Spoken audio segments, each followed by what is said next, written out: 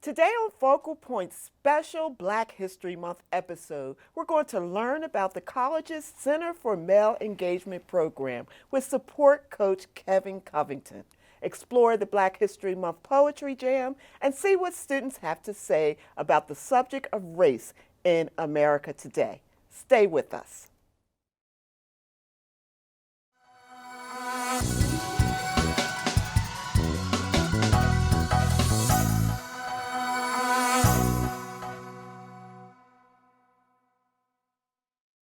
Hi, welcome to Focal Point on CCP TV, the educational channel of Community College of Philadelphia. I'm Darlene Monts, a student in the Communication Arts curriculum here at CCP. We have an exciting show for you today. I'm here with Kevin Covington, support coach for the college's Center for Male Engagement program. Kevin Covington has been a support coach with the CME since the program started in the fall of 2009, mentoring African American male students as they obtain their community college degrees. He has worked in the field of education for the past 15 years as a teacher, program director, assistant principal, and dean of students prior to coming to Community College of Philadelphia. His passion is for education, ensuring that there is equal access to education for all. Welcome, Kevin. Well, thank you, Darlene. Thank you so much for having me. Tell us a little bit more about the Center for Male Engagement. Well, the Center for Male Engagement is a grant-funded program here at the college. It started in fall of 2009, and it works to address the issues of low graduation rates of African American male students. We provide a range of different supports, academic support, life skills support, all with the aim and the goal to not only have African American males have access to the college, but also to help them through the process and to either be prepared for the workforce or for their four-year experience. Wow. How did you get involved with the program? Well, actually, I was working as Dean of Students at a charter school in Philadelphia, and a lot of the other efforts that I do outside of work at that time was around assisting African American males, not just with education, with just finding their proper place in terms of finding their success. So when I saw the posting on the CCP website, it really spoke to what I wanted to do. Wow, and I was going to ask you that. What do you like most about being a support coach for the CME? I love the fact that no 2 days are the same. It's always something different. Students keep you young. Well, I tell you what, being a black role model in today's society, what are some of the changes you'd like to see? Oh, this is in today's youth. In today's youth. Yes. This is the old head version, Yes, component of the show. Yes. I think what I'd love to see is the willingness to be coachable. Wonderful. You're at a point in your life, especially if you're late teens, early 20s, and even beyond that, you don't know everything. Yes. There's a quote that I like to use, is that in youth we learn, at age we understand. So we're going through this process of learning, and we're helping these young men learn. So I'd love for folks to just be coachable. You can learn anything if you have the willingness. And in light of Black History Month, although I tend to celebrate it all the time, having a respect for how and why we're here, and having that healthy curiosity of how did we get to this point? Who did this before I did? You know, the quote of the only thing new is the history you don't know. So we have to have a genuine respect for what and who has come before us, and then have that curiosity to go back and get those lessons. Because if we don't, we're going to run in circles about trying to learn. Okay, well, you tell me, do you introduce any of these ideals to the students you mentor in the program? Every moment we spend with students are teachable moments. So in between meetings, as you're going from the pavilion to the Student Life Center or anywhere, could be a time that you can teach a student something. The biggest lesson that we show them and that we teach them is that we show up. Oftentimes as young men, and just young people in general, they don't have consistent adults in their lives to show up. And that's what we show them. Let me ask you this. How do you define the term race? You know I had to ask you being a Yeah, positive role model. well, race is a social construct. Okay, good. It is a way of describing a group of people based solely on physical appearance.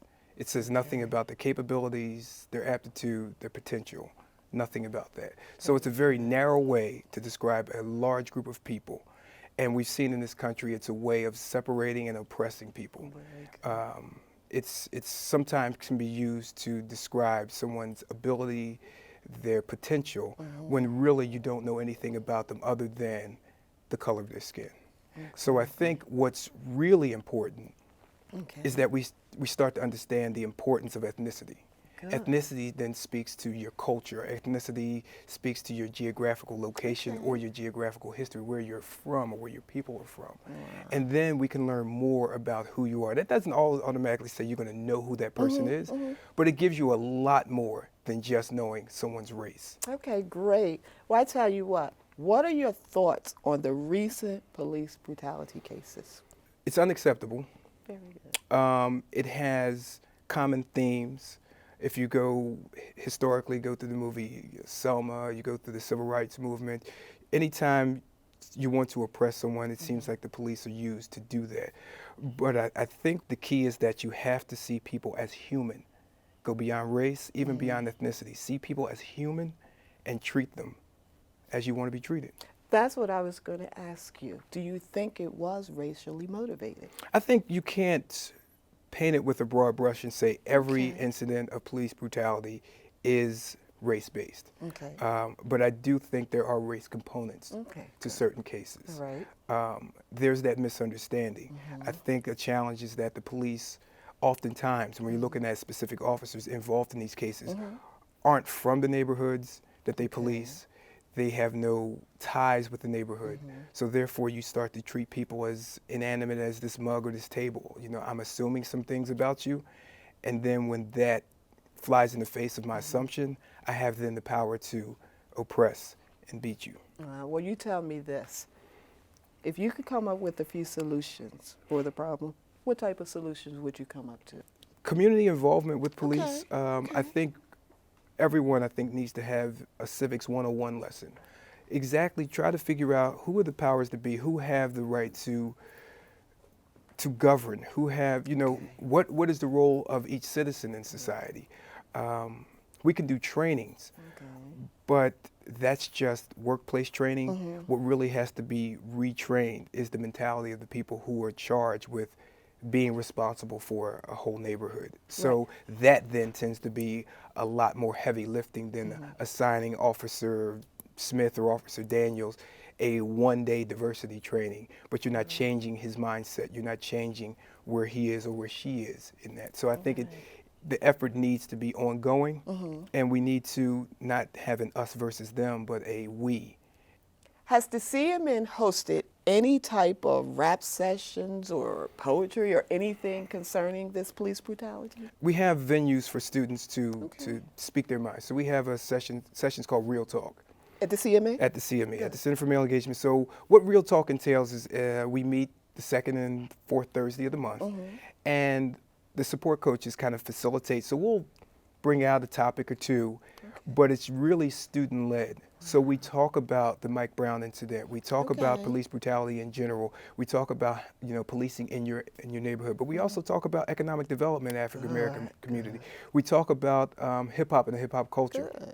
Talk about misogyny within the hip hop culture. And we also have these informal real talks. So we have a very hands-on approach with our students. You have to. Students need to know that they matter, that they belong, especially African-American males here. They need to know that this is one of their rightful places and it's a safe space for them. So if we're talking about police brutality, sexual orientation, whatever, they're free to talk about it in a respectful manner. Wow. You can find out more information about the Center for Male Engagement by visiting the college website or by stopping by the office located on the first floor of the Winnett Student Life Building. Thanks for joining us, Kevin. And thank you. Thank you.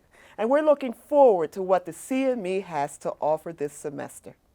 Now let's hear what CCP students have to say about race in modern society.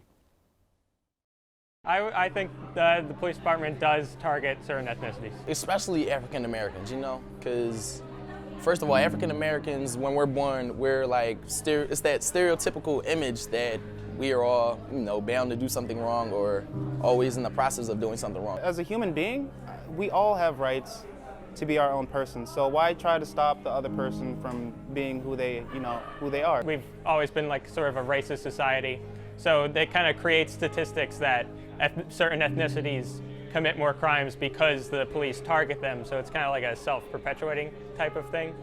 I don't think they do that. I think it's more of they target specific areas because they're higher crime. I don't think they target certain people. I just feel as though they go after whomever may be committing a crime.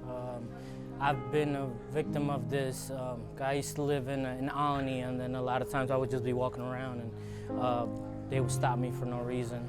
I don't think I've ever been a victim of racism. Not that nothing comes to mind. I've definitely been a victim of racism numerous times, especially with police. Yeah. I mean, I'm a victim of racism every day at my job because I work inside immigration at the international airport, and then when people come in from like the flights from Cancun and that kind of stuff, they're always like, "Hola, amigo," and all that kind of stuff. So it's kind of, I mean, it's not as intense, but it's still a bit disrespectful. Yeah. I've never personally felt off-put by a certain group of people. I would think there is a solution to racial discrimination, but I would have no idea how to solve that issue. I think education is definitely a good step forward because I've seen that a lot of people that become educated and go to college, they tend to look at things differently. Unfortunately, I don't think Dr. King's dream is alive. I think that it's alive in those who want it to be. I do believe it's still alive, but I don't believe every person is taking advantage of it. His hopes are still alive, but I think the dream is still in process and it's still an ongoing, process. Yeah, it's alive. I mean, it can happen, but we're still a long way from it. I don't believe that we should try to trap each other down or stop each other from progressing as a whole in which we feel is right. Yeah, I think there is still hope for Martin Luther King Jr.'s dream. Wow, wasn't that interesting? In honor of Black History Month, Community College of Philadelphia's Student Programming Board hosted a Black History Poetry Jam. Watch CCP students express themselves on the subject of Black history.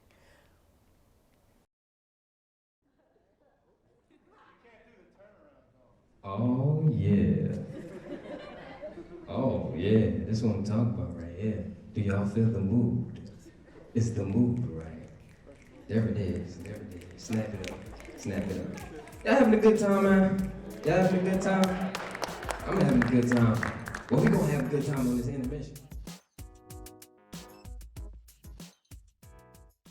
The event is surrounded to celebrate Black History Month through performing arts, through spoken word, singing,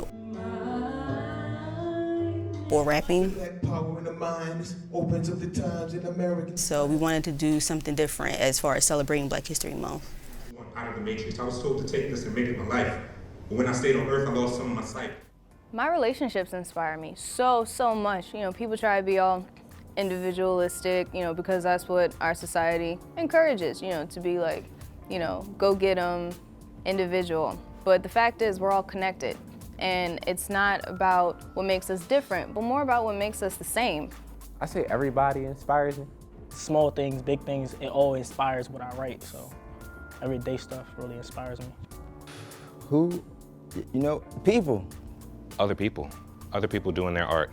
The way, people do their art and use their wisdom, and it just really has a great influence on me. Just going through life. Again, the piece that I did today was about people and, the stuff that go on every day in everybody's life. I just try to make sure I don't have one thing or person that's inspiration, because what happens when that person is no longer there? If I see something I like, if I see someone who's doing their art and doing it the way they want to, I sign up and, I just want to follow them and be a total fan and follow them around and listen to what they do. And that's super inspiring, and it encourages me to continue doing my art. The poem I recited today was called Is That Right? It entailed a lot of questions as far as making a decision, the thought process behind making a decision. It's about the reoccurring circles of being in a relationship and all of the drama just coming back and forth. It's just like kind of being recycled, and kind of how can we get past that? You are the best thing in my otherwise. The songs I sang today were a lot about everyday living, you know, whether it was about love or walking down the street or thinking about somebody and not wanting to think about them, but just letting them know, hey, I'm thinking about you, not that it matters. I know your intentions was to change yourself, but the mirror's reflection showed you yet again you should change yourself. For me, before I perform, it's more of not trying to fight whatever I'm nervous. I try to embrace that I'm nervous. I look at everybody's prejudice. When I say prejudice, everybody makes prejudgments.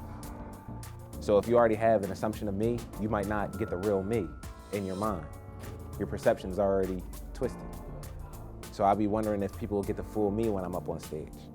Yeah, I'm nervous, but at the same time I'm trying to get focused because I know you got to get your game face on and get ready.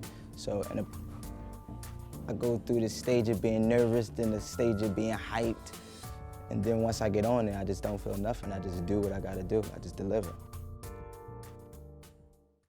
Totally amazing. That's just one of the many interesting events that the college has to offer.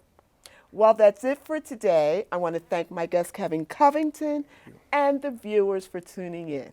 You have been watching Focal Point, the Community College of Philadelphia's magazine show on CCP-TV, the educational channel of Community College of Philadelphia.